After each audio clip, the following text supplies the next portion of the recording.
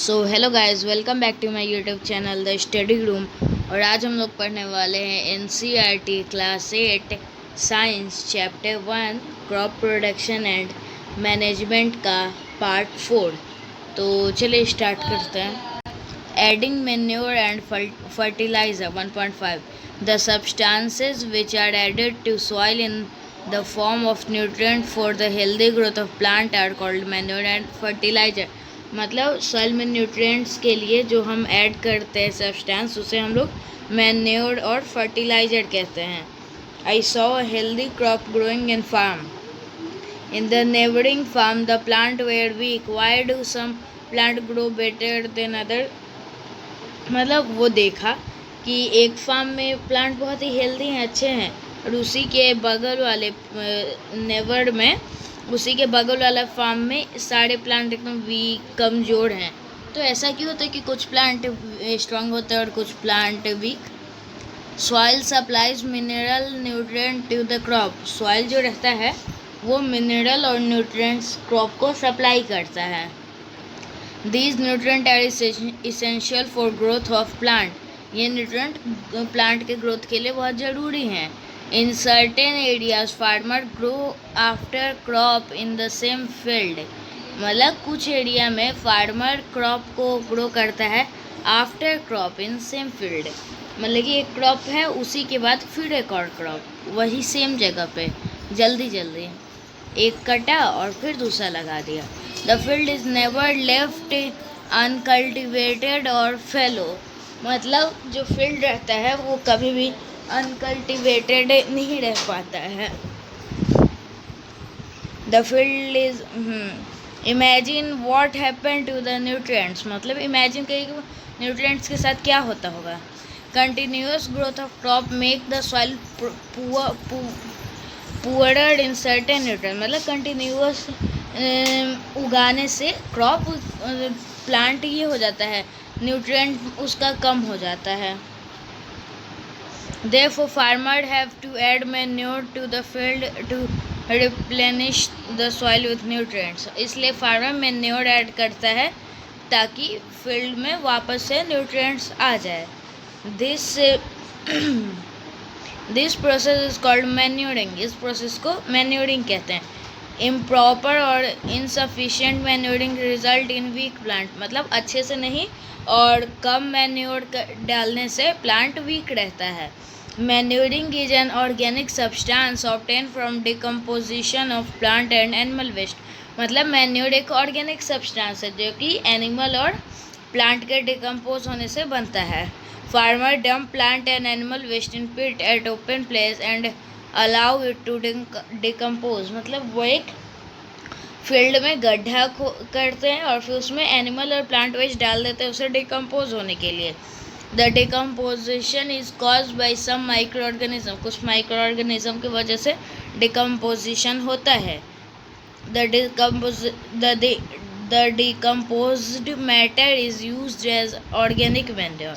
Decomposed जो हो जाता है उसे ऑर्गेनिक मैन्योर की तरह यूज किया जाता है। You have already learned about vermi composition in class 6। हम लोग क्लास 6 में वर्मी कंपोजिशन के बारे में पढ़ चुके हैं। एक्टिविटी 1.2 टेक मूंग और ग्राम seed and germinate them. Select 3 equal size seeding out of these. Now take 3 empty glass और सिमिलर वेसल मार्क ABC। में ग्लास लेना और ABC मार्क करना है। To glass A, add little amount of soil mix with little cow dung manure। मतलब soil glass ए में तो थोड़ा सा मिट्टी डालना है और काउडंग डालना है, काउडंग मैन्योर डालना है। In glass we put the same amount of soil mixed in little urea. और बी में हमें थोड़ा सा वही जितना पहले में सॉइल डाले थे उतना ही डालना है और यूरिया डालना है थोड़ा सा। Take the same amount of soil in glass C without adding anything. और ग्लास सी में सिर्फ सॉइल डालना है और कुछ नहीं। Now pouring the same amount of water in each glass and plant and seeding in them. तीनों में हम लोग को सेम पानी डालना है और तीनों को सीडिंग करना है। keep them in a safe place and water them daily. So daily water देना है. After 7 to 10 days observe the growth. 7 से 10 दिन बाद उसका growth observe करना है.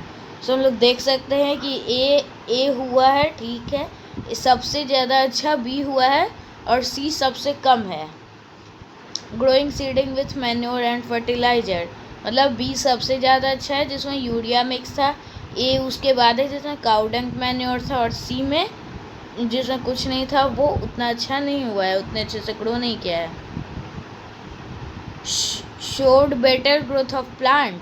इन which glass was growth faster, किस ग्लास में ग्रोथ फास्टर हुआ. Fertiliser are chemical substances which are rich in particular nutrient, मतलब फर्टिलाइजर केमिकल सब्सटेंस है जिसमें कि न्यूट्रिएंट्स बहुत ही होता है. How are this difference from manure, मतलब फर्टिलाइजर और मैन्योर में डिफरेंस क्या है. फर्टिलाइजर प्रोड्यूस इन फैक्ट्रीज, मतलब फर्टिलाइजर फैक्ट्री में प्रोड्यूस होता है. सम एग्जाम्पल ऑफ फर्टिलाइजर, मतलब कुछ फर्टिलाइजर का एग्जाम्पल है जैसे कि यूरिया है, एमोनियम है, सल्फेट है, सुपर फॉस्फेट है, पोटैश है, एनपीके है जिसका फुल फॉर्म है नाइट्रोजन फॉस्फोरस पोटेशियम, ये सब है fertiliser. The use of fertiliser has help farmer to get better yield of crop such as wheat, paddy and maize, मतलब जो फर्टिलाइज़र रहता है वो फार्मर को अच्छा यील्ड देता है जिससे कि क्रॉप अच्छा होता है, जैसे कि वीट, पैडी, मेज का. But excessive use of fertiliser has made the soil less fertile, लेकिन बहुत ही ज़्यादा फर्टिलाइज़र का आप लोग यूज़ करेंगे तो सॉइल लेस फर्टाइल हो जाएगा. Fertiliser have also become a source of water pollution, fertiliser से वाटर पॉल्यूशन भी होता है. Therefore, in order to maintain the fertility of the soil, we have to substitute fertilizer by organic manure. इसलिए हम लोग को जो ऑर्गेनिक मैन्योर के साथ फर्टिलाइज़र डालना चाहिए. और leave the field uncultivated between two crop, या दो क्रॉप उगाने के बीच में फील्ड को खाली छोड़ देना चाहिए. हम लोग को मैन्योर डालना चाहिए, फर्टिलाइज़र नहीं डालना चाहिए, जिससे कि हमारा ज़मीन जो है वो अनफर्टाइल ना हो. The use of manure improve soiling texture and as well as its watering retaining capacity. जो मैन्योर रहता है वो सॉइल का टेक्सचर इम्प्रूव करता है और पानी रखने का कैपेसिटी भी. It replenish the soil with all the nutrients, वो सारे न्यूट्रिएंट्स से प्लांट को भर देता है. मैन्योर में ये सारे उसके गुण हैं. Another method of replenishing the soil with nutrient is through crop rotation. एक और जो है प्रोसेस उससे कहते हैं हम लोग crop rotation. This can be done by growing different crop alternately, मतलब अल्टरनेटली, जैसे अभी पैडी उगाएं तो फिर कुछ दिन बाद मेज. Earlier, farmers in northern India used to grow legumes as fodder in one season and wheat in next season. एक सीज़न में लेग्यूमस और अगले सीज़न में wheat. This help the replenishment of the soil with nitrogen. इससे soil का ये हो जाता है replenishment नाइट्रोजन से. Farmer are being encouraged to adopt this practice. Farmer इस चीज़ को करते हैं, करने के लिए उन्हें भी करना है, ये वो अडॉप्ट कर रहे हैं इस चीज़ को. In the previous classes you have learn about rhizobium bacteria, लोग राइजोबियम बैक्टीरिया के बारे में पढ़ चुके हैं. These are present in nodules of the root of leguminous plant. वो नोड्यूल जो रहता है वो रूट लेग्यूमिनस प्लांट के रूट में रहते हैं. दे फिक्स एटमॉस्फेरिक नाइट्रोजन, वो एटमॉस्फेरिक नाइट्रोजन को फिक्स करते हैं. ये table 1.1 difference between fertiliser and manure आप लोग देख लीजिए, ये बहुत ही ज़रूरी है, ये एग्ज़ाम में भी आ सकता है. देखिए फर्टिलाइजर एंड इनऑर्गेनिक सॉल्ट. फिर मैन्योर में manure is natural substance obtain by decomposing cattle dung human waste and plant. और fertilizer prepare in factory, manure खुद से फील्ड में बनाया जाता है. Fertilizer does not provide any humus to soil, fertilizer से ह्यूमस नहीं मिलता है सॉइल को, मैन्योर से मिलता है। Manure is relatively rich in plant nutrients, मतलब जो मैन्योर है वो न्यूट्रिएंट्स ज़्यादा रहता है, और फर्टिलाइजर रिच रहता है, ज़्यादा रहता है फर्टिलाइजर में न्यूट्रिएंट जैसे नाइट्रोजन, फॉस्फोरस और potassium. Table 1.1 give the difference between fertiliser and manure. Advantage of manure: the organic manure is considered better than fertilizer is because, मतलब कि जो ऑर्गेनिक मैन्योर है उसे फर्टिलाइजर से अच्छा इसलिए माना जाता है क्योंकि it enhance the water holding capacity of soil, मतलब वो सॉइल का वाटर होल्डिंग कैपेसिटी बढ़ाता है।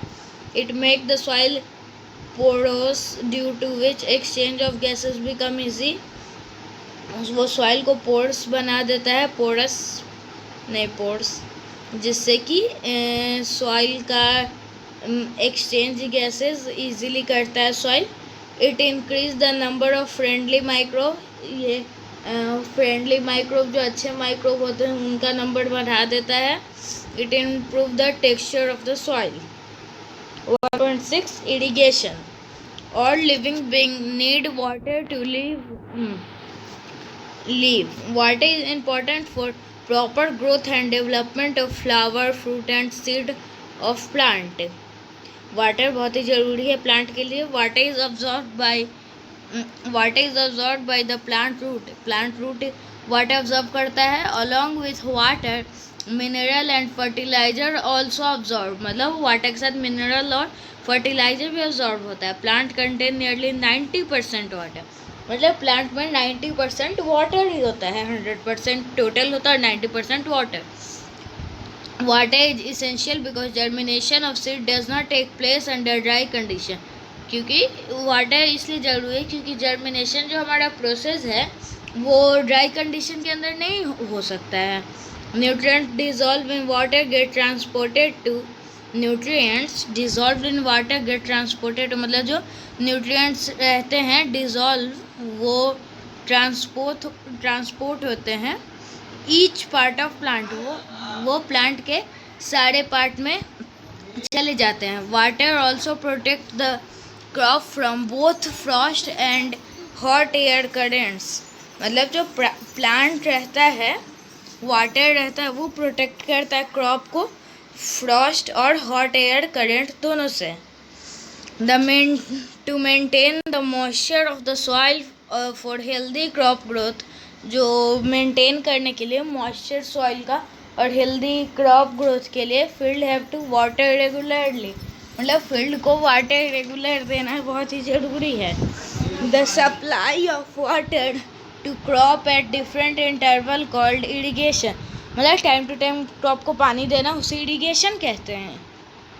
The time and frequency of irrigation varies from crop to crop, मतलब कि कितने दिन पे देना है कितना देना है ये क्रॉप पे डिपेंड करता है, सॉइल टू सॉइल और मिट्टी पे भी, एंड सीजन टू सीजन, और सीजन में भी कि समर में कितना विंटर में कितना। In summer the frequency of watering is high, summer में वाटरिंग का फ्रीक्वेंसी हाई होता है। वाई इट इज सो, ये ऐसा क्यों?